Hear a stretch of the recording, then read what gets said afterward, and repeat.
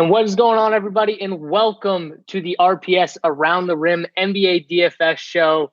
We got a two-man show today. Back. I'm your host, JSU. And with me today, we got Mangone. Mangone, what's going on, man? Ready to talk some hoops? Yeah, man. I love talking hoops, and playoffs has been a good time. A little intimate boot, just me and you, but I'm excited. I love to just be able to chop up hoops and really break down these games for an hour because I've been crushing the playoffs and I've been enjoying it. It's been way better than the regular season bubble for me, so I'm excited to keep this thing rolling. Yeah, definitely the playoffs are a little more kinder to, I feel like, us all than the bubble NBA DFS was, because that was a rough back and forth. But, we got a good slate again, back to this, same 4-game slate we had 2 days ago. Harden, Giannis, LeBron, AD. We got a bunch of studs here. The question is, we got to dig to find some value that, really interests you, because I'm kind of struggling. I'm not going to lie. I really don't think the 2-stud build is going to be a build that I go with today, just personally. But we can get into that as we dive into the slate. And we'll start it off, with the Milwaukee Bucks versus the Orlando Magic. Milwaukee coming off, the win. They bounced back, kind of handled Orlando pretty easily that entire game. But the Magic got fighting them. Like they tried to pull it close at the end, but then they stretched it out again. It was just, the Bucks were just too much. But Mangone, can the Magic do something like game 1 where they kind of keep it close, or really challenge the Bucks again? Or do you just think it's another game where Milwaukee just handles them? Yeah, I mean, I think Milwaukee handles them pretty good. I think it's one of those games where, as you're watching it, JSU, you just realize the Magic aren't as good. I don't think it's going to be as much of a slaughter as the last one was. I feel like that they'll make it a little more competitive, but ultimately, I think the Bucks definitely take this one down. You'll see the Bucks cruise like they always do. Yeah, I mean, well, let me tell you right now, the first game was an outlier, because the first game, one of Orlando's, I would say one of their best players with Aaron Gordon out is Evan Fournier, especially on the offensive end, and he's looked terrible. He struggled. He went 3 for 8 in the first game, and that was the game they won. And then he went 4 for 13 in the second game where they lost. They cannot have Evan Fournier going 4 for 13. First of all, they need him taking double-digit shots, which was an issue in the first game. I thought he was not nearly as aggressive, but they need him to make some shots. They need him to be a little more consistent on offense, to have a shot. You can ask more from Vucevic, right? Like, that guy's been balling. The last game and then the first game, this guy's been putting up big numbers, over 32 or more points in both games, real points, So, is this a spot where we can play Vucevic again? He's handled this matchup twice in a row, Mangone. Yeah, so the key to, I think, the whole Vucevic situation is how are you handling center on this slate, right? When you look at roster construction, center isn't like the greatest. I don't want to obviously go position by position out of nowhere, but it's worth noting. I'm pulling up Draftkings right now, but as you look, Bam Adebayo, right? He's 7'3", and that's a pretty good price on him. But other than that, it's like, do you want to pay that price tag on Steven Adams? If you look, his price tag is 5.9K JSU. He could even lose some running. Houston has been just blowing them out. They could go more small ball, so that could be a problem. And you got Tucker. You also got Brook Lopez at 5'3", who isn't a bad play. And then you got Jeff Green at 4'9". Center overall is kind of tough, which I think could make Vucevic in play in tournaments. If you're going to tell me he's lower owned, because if anyone's making a 2-stud build, right? If they're playing a Giannis or a Harden and pairing it up with someone, they're going to pair it up with LeBron, Anthony Davis, or Giannis or Harden, or they're going to go into the mid-tier and play Bam Adebayo, or they're going to go Jimmy Butler.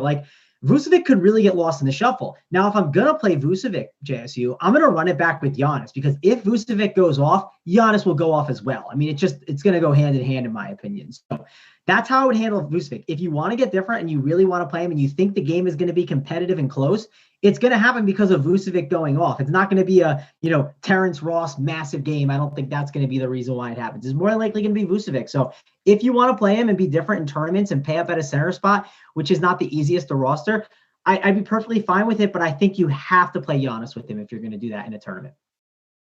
Yeah, no, that makes sense because you would suspect if the Magic keep this game close, then Giannis is going to play a bunch, and Giannis will probably be doing well as well. So that all makes sense.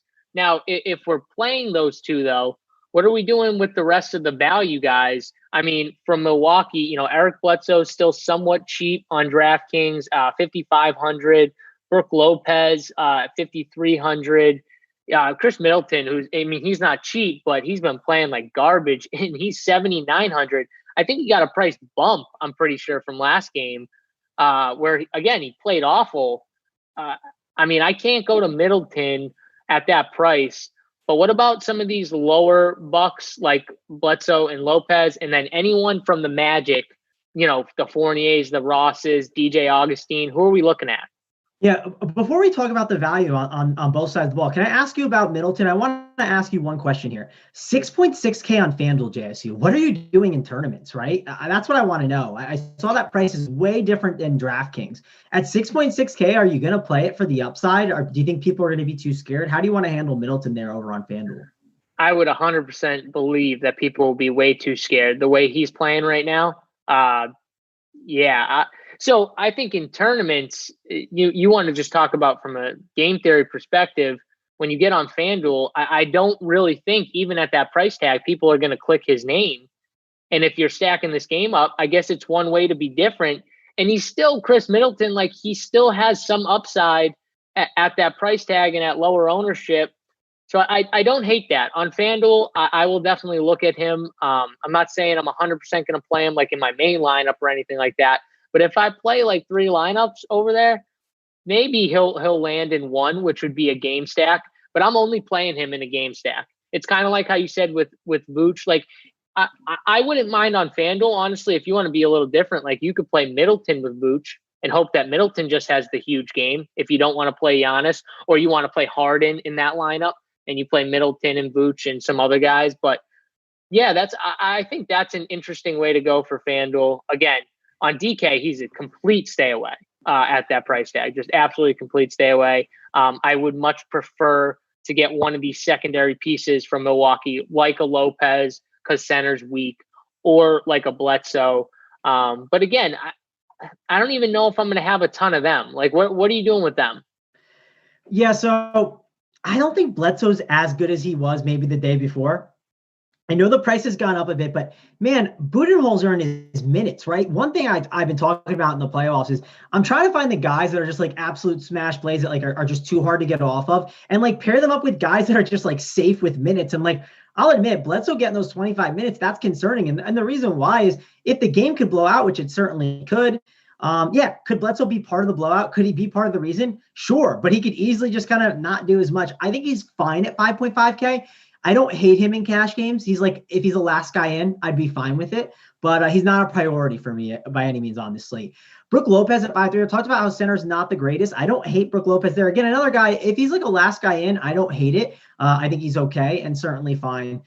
George Hill, it's tough. I worry. I think he's better in like the competitive games in this playoffs, right? I think in next series, they're going to use him a ton against the Heat. I think George Hill will be better then. I don't think I'll play him too much now. He is 3.7. So at that price tag, if you talk about the guys that are relative to him, I mean, it is kind of rough. He's one of the safer 3.7K guys, I guess I should say.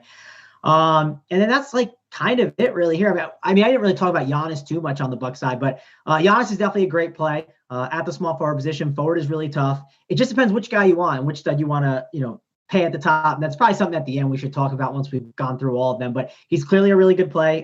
If the game is close, he will get his and he will crush. And even if he blows him out, he should do pretty well. It's just a matter of will you miss those final 4 or 5 minutes, which can always add up. But I'll talk about the Magic side now because I want to get your take on it too. But Gary Clark seems way too cheap over on DraftKings at 3.6K. I know he's Gary Clark, not the greatest player in the world. People get worried, but hear me out on Gary Clark. He played with Houston last year, right? And Houston is if you played your first year in the NBA, if you played with the Chicago Bulls with Zach LaVine and Chris Dunn and all of those guys, you wouldn't have great experience under your belt and learn a ton. But if you played with the Houston Rockets for a year, you kind of learned a ton. You matured a little bit, I think, in the NBA. And I don't think Gary Clark is a bad rotation piece for this team. I think he's pretty solid. He's proven himself in the 2 games, and he's 3.6K, and it's what he gets you, right? I think he's safe. He'll get you, 15 15 to like maybe like 30.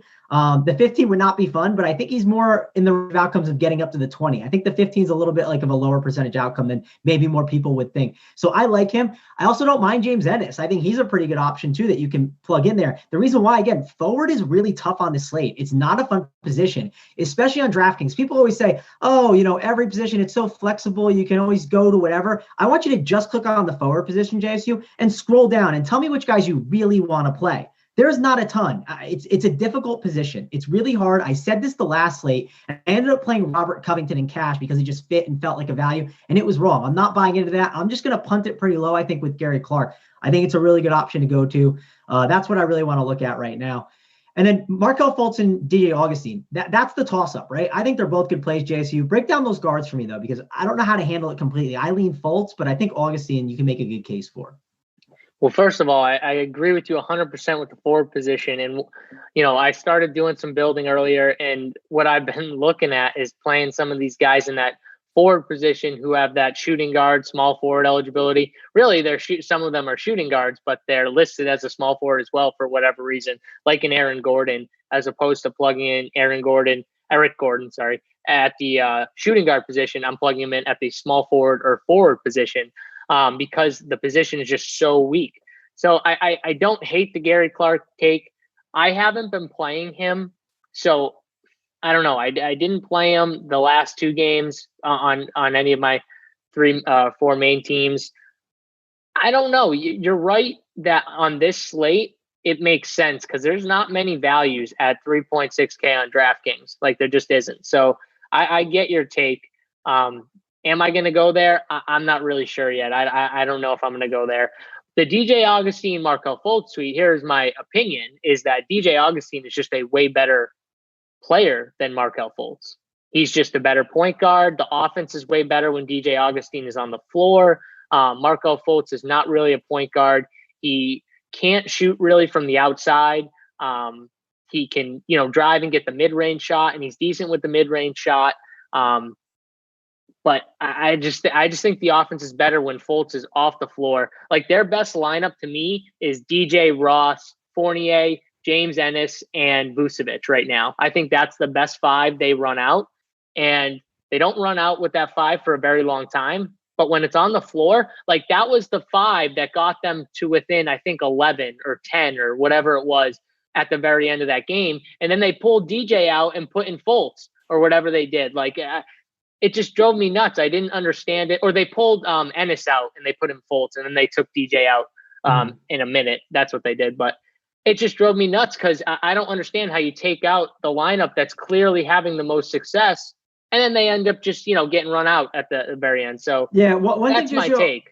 Yeah, one thing I want to mention about Fultz, which could be kind of encouraging. Fultz basically said, like, he kind of said recently while I was listening to the broadcast, they're like, Fultz finally said, like, he's feeling comfortable for the first time really in Orlando. Like he feels like he has a place somewhere in the league. He feels like he's at home somewhere, which is an encouraging sign. I'm not saying I agree with you. Like Augustine probably makes more sense to like close out with and probably. I'm not saying he's a bad like play at 4,500. I just think that if I have to choose between DJ and Markelle Fultz, in my opinion, and this is how I play DFS, even if the other guy gets 4 less minutes, let's say, or 5 less minutes, whatever it is, I will take the better basketball player for a cheaper price, in my opinion. That's how I look at it.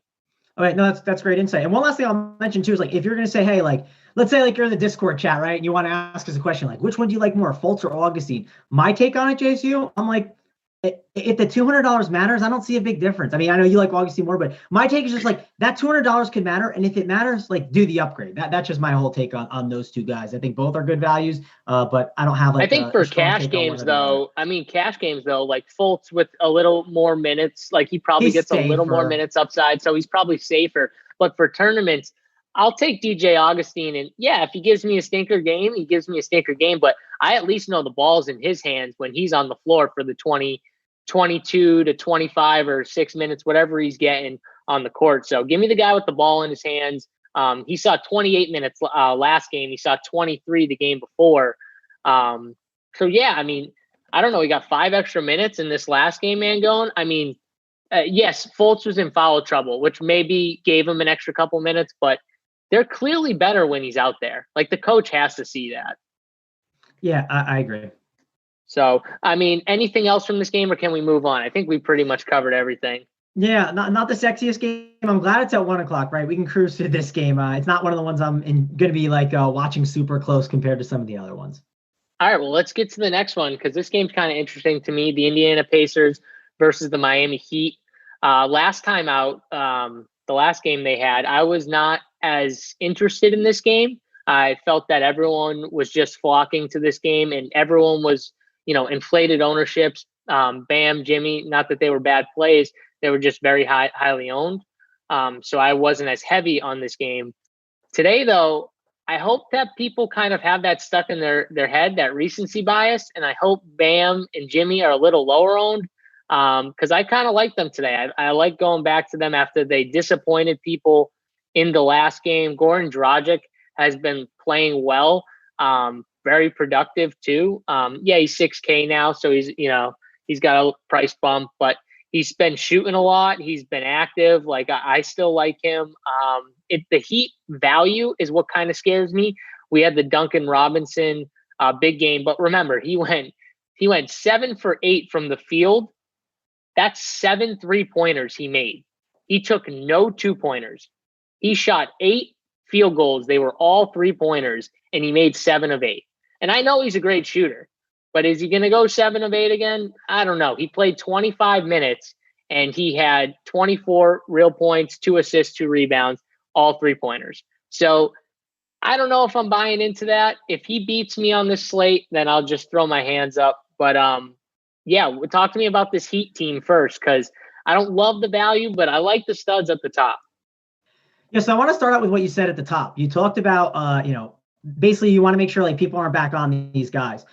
I think you can get lower ownership than you saw last time. And I think the reason why is last slate, I remember going into the show and I was like, I'm going to end up playing double studs and that's it. And then the more I built after the show, it just was too difficult without the Aaron Gordon news. And now that we have the Aaron Gordon news, this is the same slate. With the Aaron Gordon news, it's really easy to get that double stud build. Now it's like, okay, you don't have to go that double stud, or you don't have to go that one stud and mid-tier build. And those guys might lose a little bit of ownership that you're talking about, the Jimmy Butlers and the Bams. I will say there might be enough value where you're able to get 2 studs and one of these 7K Heat guys. I have noticed that in some of my constructions. It's obviously a little tougher, but it's definitely possible. So that's kind of my breakdown on that. If you force me to pick one or the other, I typically lean Jimmy Butler, but again, Bam is at that center spot. So that center spot's not the easiest to roster in your construction on a site like a Draftkings. On FanDuel, I don't want to not talk about FanDuel, but on FanDuel, Bam is at power forward, and I think you'd rather go to an Anthony Davis than a Bam. That'd be my personal opinion, but I like Jimmy Butler over Bam straight up. We also need that Jay Crowder news. That's going to be a big one that we're waiting on to come. I'll have my tweet deck up and looking at the YouTube chat throughout the show, trying to find out what we can get on the Jay Crowder news, because that's going to be super important. I do want to talk about Duncan Robinson, though. Duncan Robinson, you mentioned him. He got hot to start the game, JSU. I mean, he made 3 threes like in a row right away to start. Like it was early on. He hit the first 6 points. And the other problem with him is, let's say Duncan Robinson misses his threes, JSU. That's one way he could not get there. Let's say the Pacers do what they did in game 1. They attacked Duncan Robinson on the defensive side of the ball. They just attacked him. They just kept going at him. I mean, and then they had to take him off the floor. Obviously, if Jay Crowder's out, then that would secure Duncan Robinson's minutes more, but he can lose minutes. That's definitely possible. So if he's going to be chalk, I don't want to be on him as much. I'll admit, I didn't go to Duncan Robinson, or I did play Duncan Robinson at 3.9K because he was just too cheap last game. 4.9K, though, it's a little bit of a different conversation. Last thing I want to mention is Dragic and Jimmy Butler. If you're not a believer in like them, I would be a believer in them right now. I mean, Dragic and Jimmy Butler, I was reading an article about them, and they're like best friends. Jimmy Butler literally said, Dragic is my favorite teammate of all time. Like this dude, Dragic, he gets minutes. Some people might be like, oh, I'm not believing the Dragic run right now, but you got to keep in mind during the regular season, he's in bubble wrap. He's a guy that you don't run out there for 42 minutes unless you have to. Dragic is going to get massive run.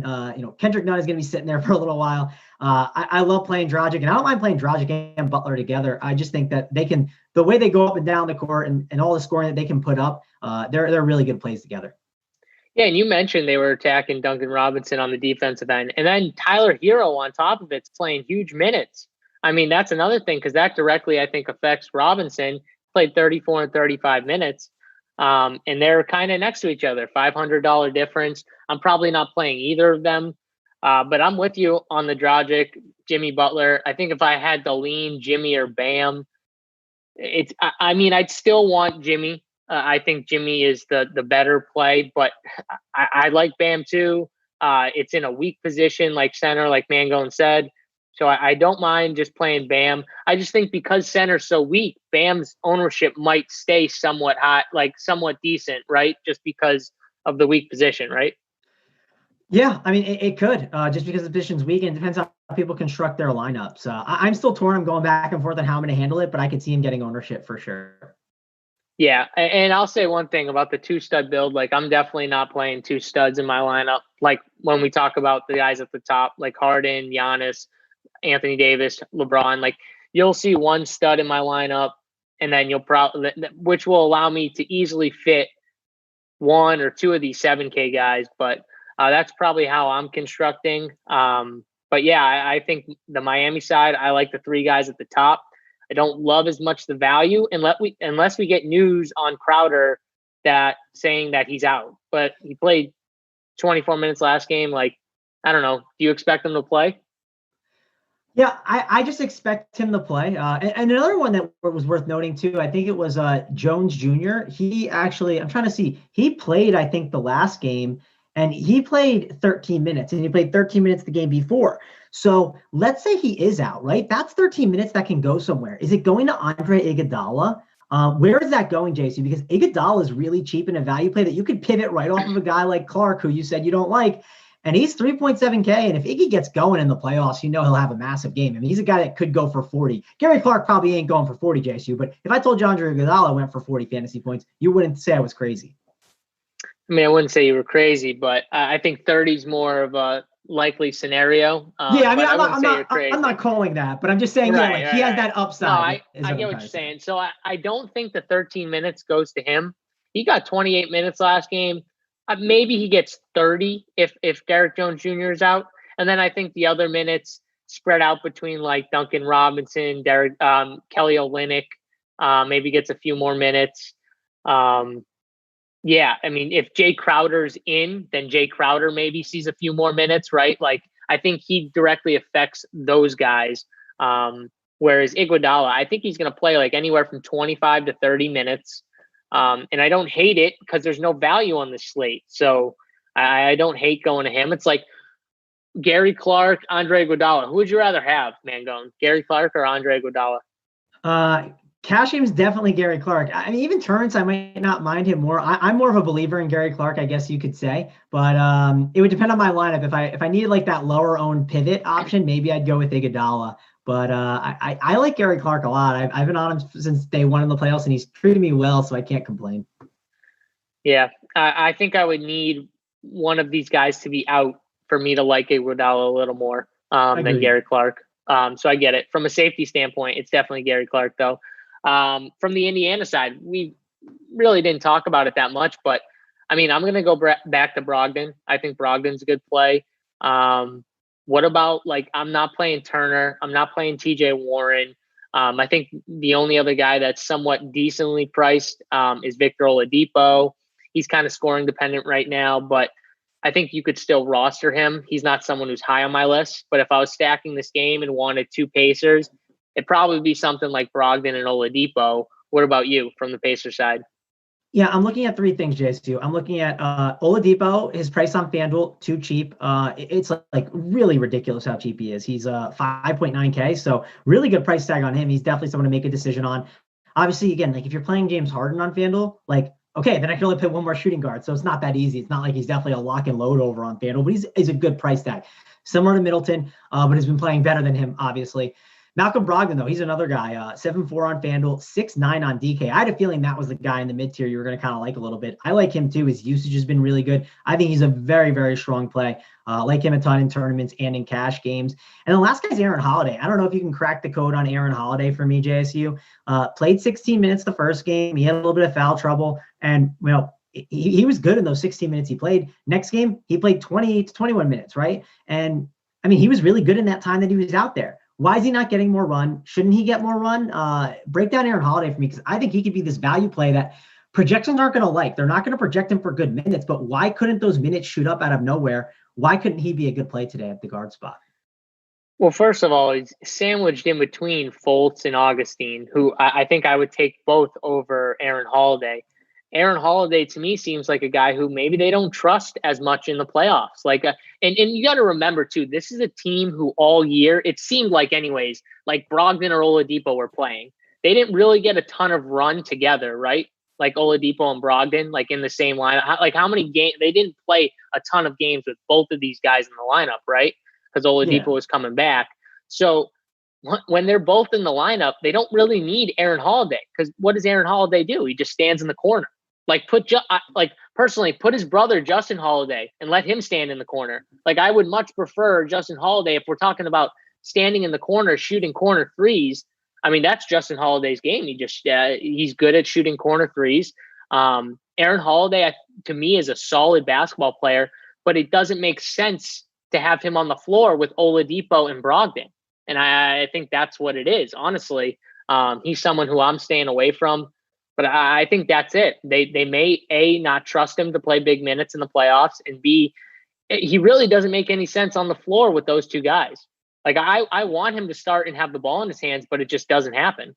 Yeah, I mean, like I said, he's looked good when he's been out there, but I get what you're saying. Like, it does make sense. Like, why don't even think like Gary Clark being out on the floor is not a bad idea. And like those James Ennis types, like you need those kind of guys, and maybe Justin Holiday would help them out more than Aaron, based on just like constructing a 5-man rotation. So yeah, I was just curious because he's looked good when I've seen him out there. So I was just trying to figure out, hey, like, can't we get him more minutes? Would he be a good pivot? Because again, he's been good in his time. And on FanDuel, Aaron Holiday's 4.1K, and you got to play 2 point guards over there, JSU. Like, I think he's going to be chalkier because value is not the easiest, on this slate. What do you want to do with Aaron Holiday over there?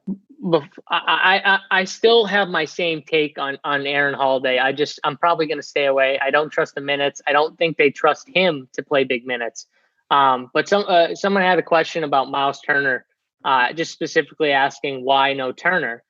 And first of all, when you look at Miles Turner at 6,700 and he's sitting $600 less than Bam, I mean, just give me Bam all day. Miles Turner is not a volume rebounder. He stretches the floor shooting 3-pointers. But look at what he did. You're going to say, okay, well, he had a huge game last game. He went 7 for 8 from the field. He's not that efficient. Trust me, I like Miles Turner, but he's slow-footed. He's not very efficient from the field all the time. And he went 7 for 8. That's not going to happen. He went 3 for 3 from the 3-point line.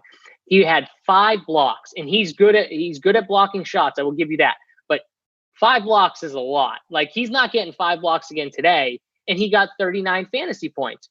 If you told me that this guy had 5 blocks and went 7 for 8 from the field, he went 3 for 3 from 3-point line, I would have said that guy has close to 50, 45, not 39. But he got 8 rebounds because, he's just not a volume rebounder. He doesn't hunt him out. I don't know. At 6,700, it's a center position that's weak. So I don't hate if someone wants to roster him just because of the weak position. But for me personally, I'm going to pay $600 more if I'm going that high to get the Bam, or I'm going cheaper. That's just the way I'm constructing. And that's my take on Turner is is he a good player? Yeah, but does he always consistently give you the huge fantasy game? No. Is he going to shoot 1,000% from the 3-point line, or 7 for 8 from the field? Probably not. JC, do you have any interest in him on FanDuel? Someone asked in the chat. I think he's 65. I think he's 6,500. He did get a price bump, and I'm with you. I agree with a lot of what you said. FanDuel's a little different because you get that extra point for the blocks, and he does have block upside. So on FanDuel, that's a little different. Now on FanDuel, though, the center position is it's really a mess on FanDuel because all these guys are pretty cheap. I mean, like Yusuf Nurkic at 7,400. We haven't seen him there in a while. He had a bad game, the last time out, but this dude can put up 50. Like, he has that ability, even in the tough matchup that I think the Lakers are for a center. He still has that ability, and he's $900 more. But yeah, if you were to tell me who do you want, Miles Turner, Steven Adams, Brooke Lopez, I'll take Miles Turner over those two guys over on FanDuel because of the, in my opinion, a little more upside. But I don't know. On FanDuel is going to be interesting because Yusuf Nurkic is staring at me at 7,400. I'm not going to lie. That's a JSU type play because I'm telling you the construction is not going to be paying up at center. I can tell you that right now. I know. That's the point. That's my point, though, is all these cheap centers are going to get so much love. But let's move on. We got, in my opinion, the best game on the slate, the Houston Rockets versus the OKC Thunder. OKC in game one looked terrible from the field. They couldn't make a basket, especially in the first half. Their shooting was just terrible. Second game looked better. But Houston is just it's a really tough team offensively. They're very strong. I want to start honestly. We're going to get into Harden. Harden to me, yeah, he struggled, but he's still James Harden. He's still someone who I will look to pay up for. He's one of the two studs. I think if I had to pick two studs, if you said like, JS, you can only play two studs today, who are they? For me, it's Giannis, because I think he's the safest stud on the board. I think even in a blowout, he's going to get you like 55, 50, 55. James Harden would be the guy I would pivot to in tournaments off of Giannis. I think his ownership's going to be a little lower than it's been. And honestly, I love this game. I think there's a bunch of guys that we'll get into that have, different prices to make it like a sweet game stack. You got Eric Gordon at 5,100. I talked about how he's small forward eligible too on DK, which I like. Jeff Green at 4,900. Such a strong play to me. 32 and 37 minutes. He's taken at least 11 field goals in his last two games. Played very aggressive. 4,900 at a weak center position. I like that. Those are probably my top three from Houston. If I had to just go 1, 2, 3, it'd be those three. Don't mind a Daniel House if you needed to punt. Again, forward positions weak. Covington, it just hasn't looked right to me. I'm probably staying away, honestly. He's someone I normally like to roster because I feel like he has the upside. But, man, he's just looked terrible. And I think I'd prefer the cheaper Rockets over him. But he is a ownership pivot. If you wanted to stack this game and you wanted to play him, I think he's going to be lower owned. That's for sure. And then from the OKC side, Steven Adams played 30 minutes last game. He only took 4 field goals. And he got hurt in like the second quarter diving for a ball, and he had to be taken out earlier than he was supposed to be taken out in the rotation. So he probably would have played even in this kind of blowout where they took the starters out at the end of the game. He probably would have played at least 32 or 34 minutes in the blowout. So, if you're going to give me Steven Adams for that type of run, I still think he's in play. Now, you can say, oh, well, they might go smaller. Well, they really haven't. And Steven Adams is honestly the only mismatch outside of maybe Gallinari that they have to exploit on the Houston Rockets side. Him rebounding on the offensive end, him getting putbacks, like that's the only way to do it. You can say he's not healthy. Well, that's fine. He might not be healthy, but I feel like Steven Adams is always playing with injuries. Like he just always is. But if he's on the floor for that much time, I'm going to look at him. I like Gallinari. I like going back to him at 6,300. Dennis Schroeder. I'm going to keep playing this guy. He's got upside. He's playing 32 minutes, taking double-digit shots. You just got to make a little more of them. But we saw a little bit better performance from him in the last game, and I expect him to be even better in this game. So I'll go back to him. Yeah, real quick, I wanted to, there's lots of I want to touch on, but I saw something in the chat that I wanted to mention real quick. Antoine Murphy said, I'm playing Baisley and hopes Donovan realizes that. Now, you and I had a discussion about Alec Burks. We thought, hey, Brett Brown should realize that Alec Burks should be the guy in there and doing everything. And that bit some people in the butt. And I almost did it too. I ended up not, and it worked out for me. And I got a little lucky, right? I really wanted to play Burks, but it just didn't work out for me. How do you feel about doing that? Should you approach at NBA playoffs that way? Like this is like a thought, not just for this slate, for future slates as well. Should we be trying to predict what the coach is going to do? How do you handle that in tournaments? That's something that I don't mind doing in tournaments. The problem is like with Alec Burks, Brent Brown is the issue. Like this dude should be on the court more, but like Brent Brown, for whatever reason, doesn't want to play him as much, doesn't want to put the ball in his hands as much. He's letting Shake Milton handle the ball. And you can say, oh, Shake Milton had a decent game.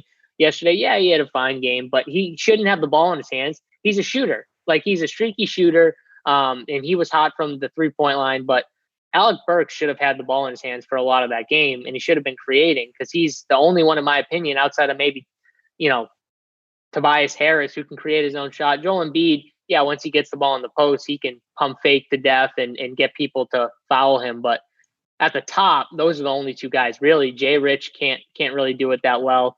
So that's that thing. For this, I wouldn't touch Bazley. I think that you're with Dort back in the lineup. They like Dort in this lineup because they like him on Harden. It keeps the other guys fresh, like CP3, Schroeder, SGA for the offensive end, because they don't have to run around and fight off screens with Harden like Dort's going to do. So they like Dort in the game. I think Dort kind of directly affects Bazley in a way. And yeah, they don't really play the exact same position. Gallo technically plays the power forward spot, but Gallo's going to be in for a lot of this game if this game stays close. Like, if this game stayed close last game, Gallo would have played 37 or 38 minutes, but the game didn't stay close, right? So yeah, no, for sure. To me, Bazley got a little extra run at the end, and he only saw 14 minutes. Just think about it. The only reason why he got 17 minutes in the game before was because no one could hit a shot, and he actually went out and hit a few shots. He hit a few threes.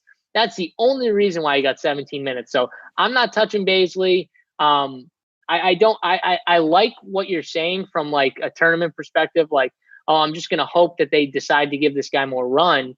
But with all these guys out there, Gallo, SGA, CP3, Schroeder, is he going to really get a ton of volume? We liked him in the bubble because there wasn't that many guys out there to take some volume away from him. Gallo wasn't playing much minutes.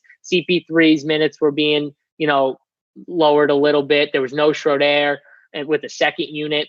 So that's my take.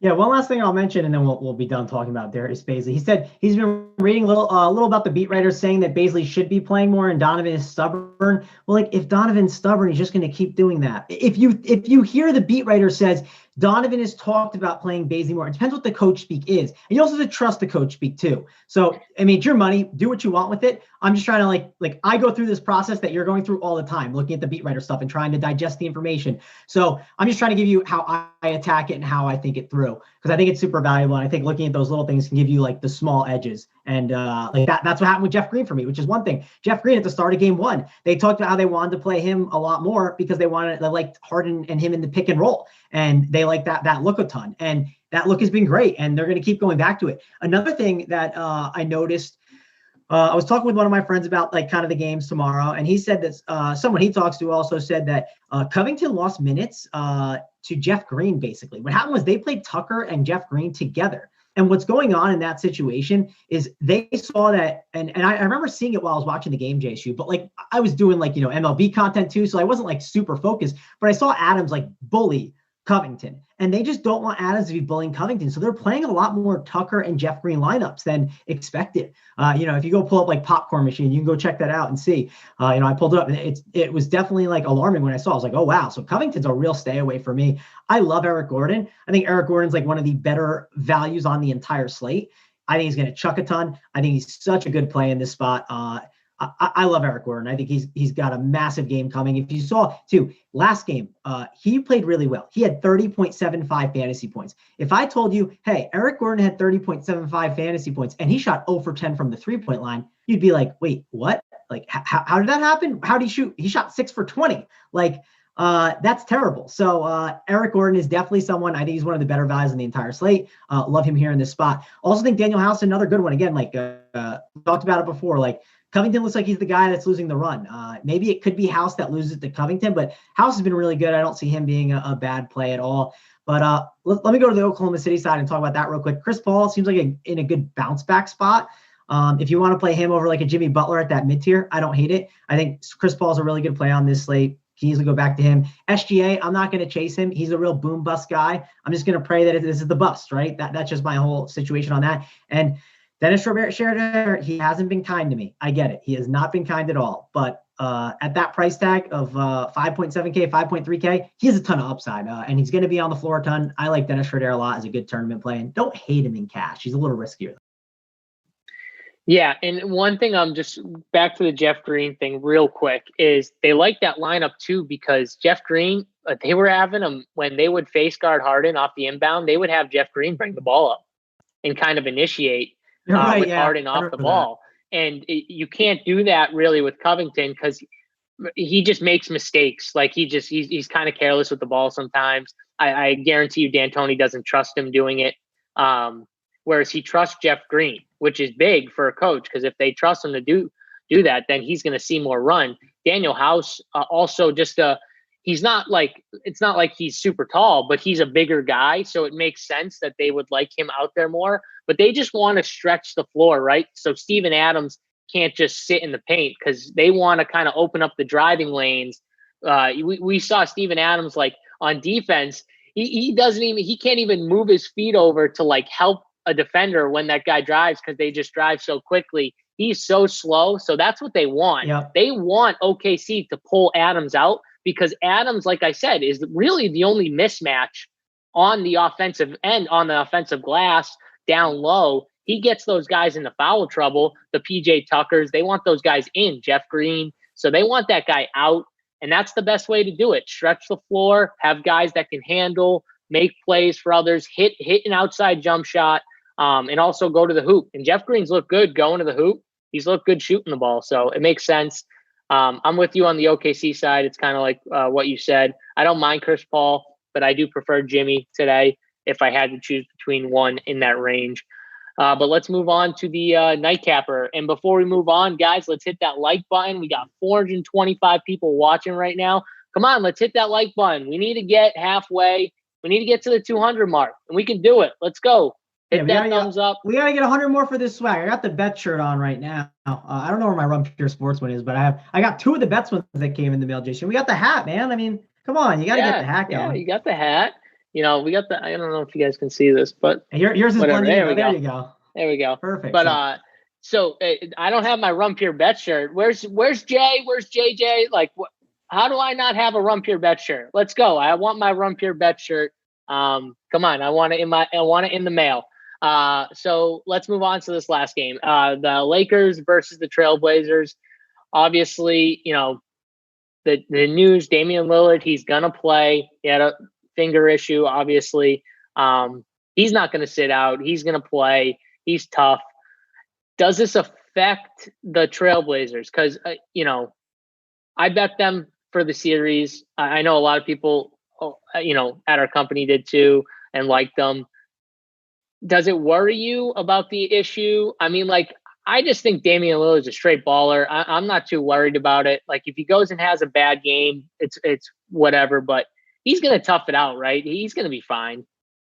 Yeah, I mean, JSU, so I'm one of the people that bet against Big T and those Blazers. I got money against him. So all right. You're on the other side. Oh yeah, we're trying to take all those Big T giblets or giblets, however Big T calls it. Right? We're trying to take them all. You'd be taking my giblets too, so I don't like that.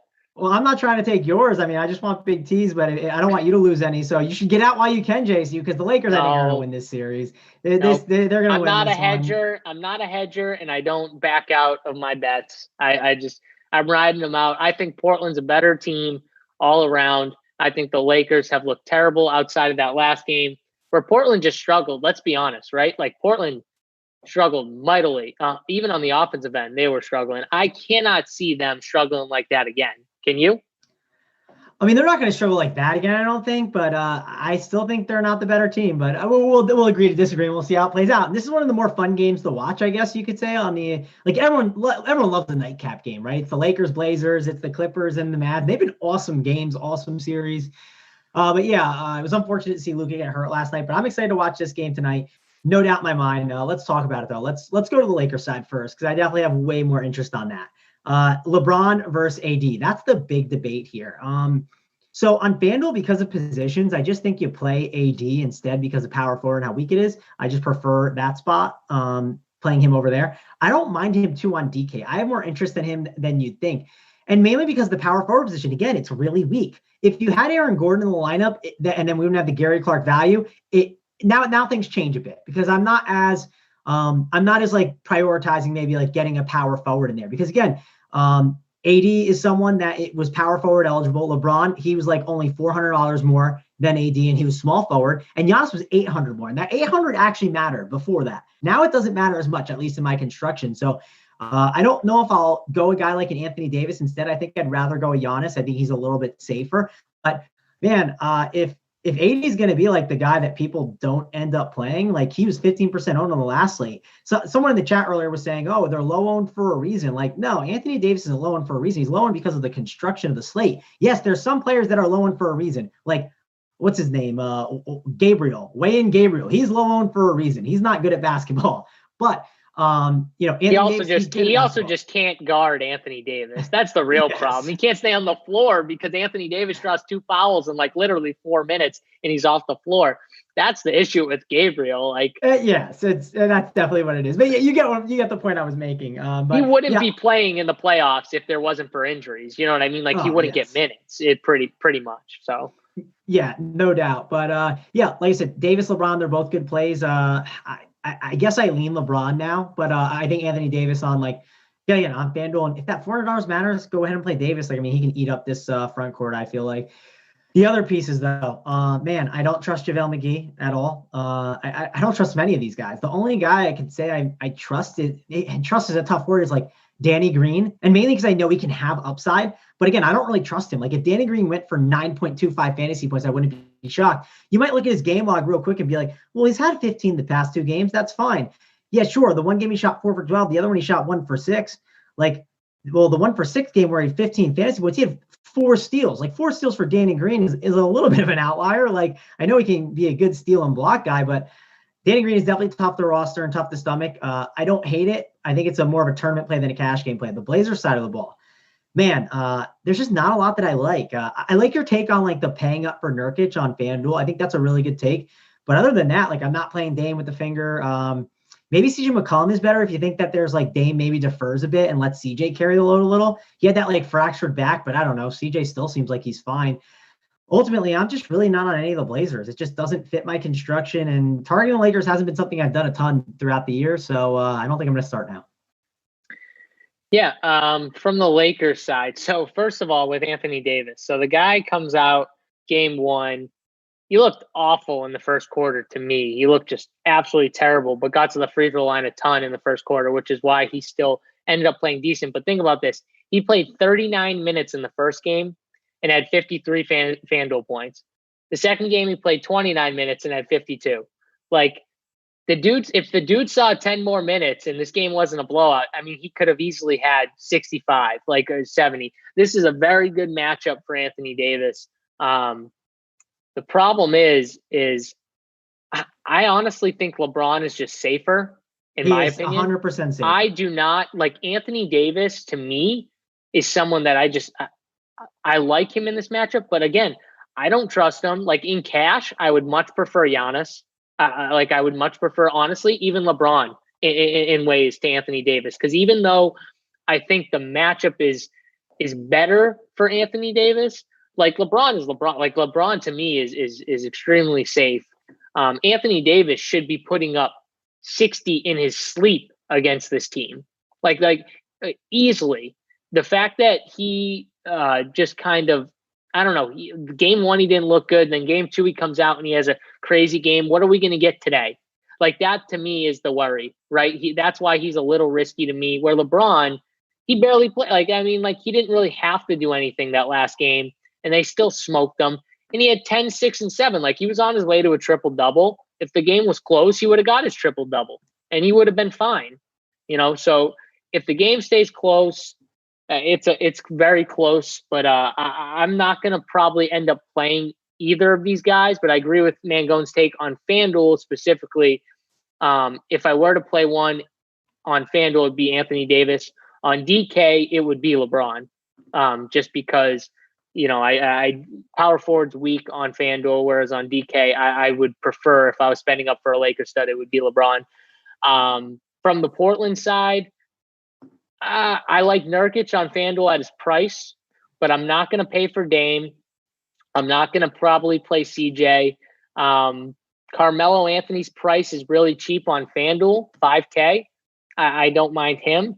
On DraftKings, Hassan Whiteside at 4,600. I will go back to him. Another guy who, if he got 5 more minutes in a close game, he would have had a big game, in my opinion. He would have got the double-double. He still did okay for us, though, last time out. And if the game stays close, I like him today. And think about it, like Nurkic is 8,900 on DK, where Whiteside's 4,600.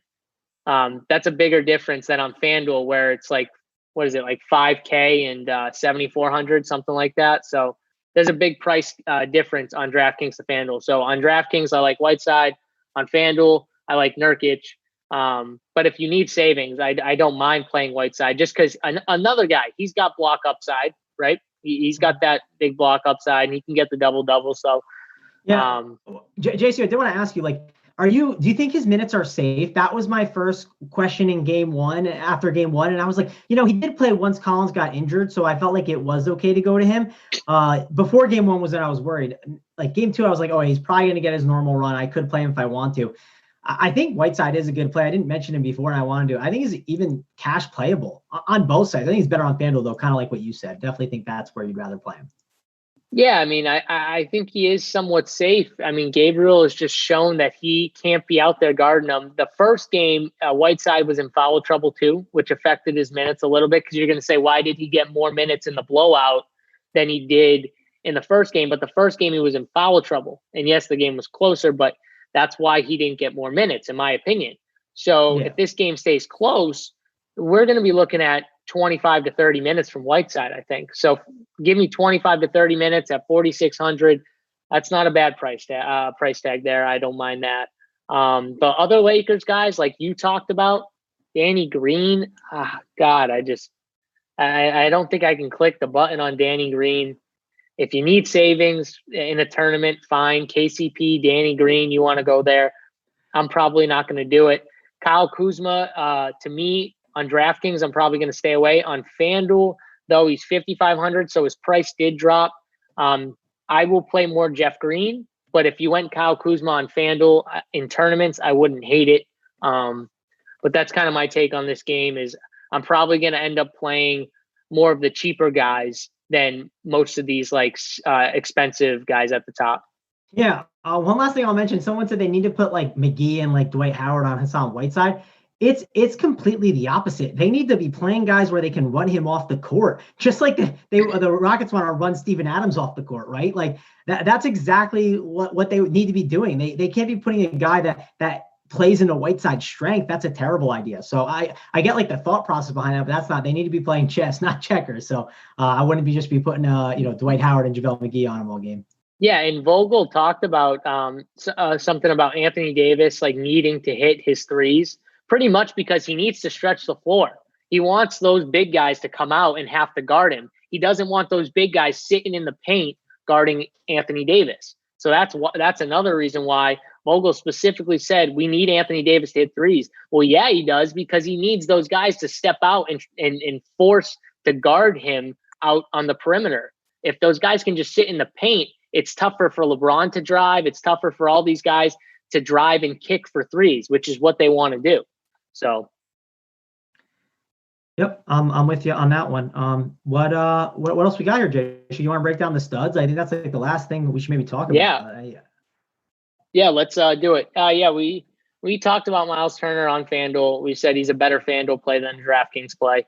For someone asking about Miles Turner, but let's talk about the studs, like real quick. Like what are we doing here? We specifically talked about FanDuel, how Anthony Davis makes a lot of sense just because the positional need. And there's really no one. I mean, like Bam and him are the two guys with in my opinion, the big upside, where they could put up 50. But Anthony Davis is definitely safer. Bam a little more risk, but he's also 2,700 cheaper. And then we've got, LeBron, Giannis, that debate on FanDuel at small forward, which one are you going to take? I mean, if you have the money, Giannis is definitely safer than LeBron to me. But I kind of like the savings on FanDuel that LeBron would give you if you didn't have the money. It's not a terrible spot where you could play one of those guys. And if you wanted to pivot onto LeBron, I think more people go Giannis, right, than LeBron on FanDuel. Yeah, I because he's safer. It just depends. Like, it is tough. You kind of are like pinching for pennies a little bit over there. It's surprising because normally that's not the case on FanDuel, but it feels like that. Because I talked about like playing like a value like an Aaron Holiday possibly over there. Like, it's rough. So maybe some people take the savings if it makes their roster work. But ideally, I think Giannis is like super safe, right? Like, I feel like his range of outcomes is not super wide. I guess the only issue is the minutes. On top of that, like Harden too, I'm not too worried about his floor is really good. He's had 2 floor games in a row. I think Harden's probably my favorite. The only worry I have is they've been really good at like moving the ball around and seeing like Eric Gordon put up a ton of shots. Yeah, like, does it have me like worried a little bit about Harden? Sure. People talk about Lucas Dort maybe being an issue. I'm not in that camp that's going to be a problem. And those games have been games where Harden has really been able to coast. So I think Harden's probably my favorite. Like Giannis, but and then between like Anthony Davis and LeBron, it depends on site, and it always depends on money. Like, if that $400 does something for you or whatever, 600, I'm okay with going to that. Changing it. It's up. 1,100 for Giannis and LeBron. Is it on FanDuel? Right. Okay, yeah, I was thinking on FanDuel. Yeah.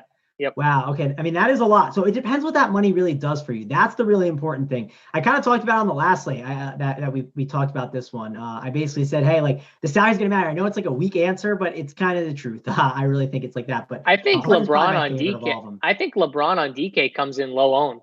Like, I'm really low owned. I think, like, think about it. You get up to that spot and you're like, okay, LeBron or Giannis, like, you're going to get the 400 for Giannis. Like, most people are just going to try and get that 400 and get up to Giannis.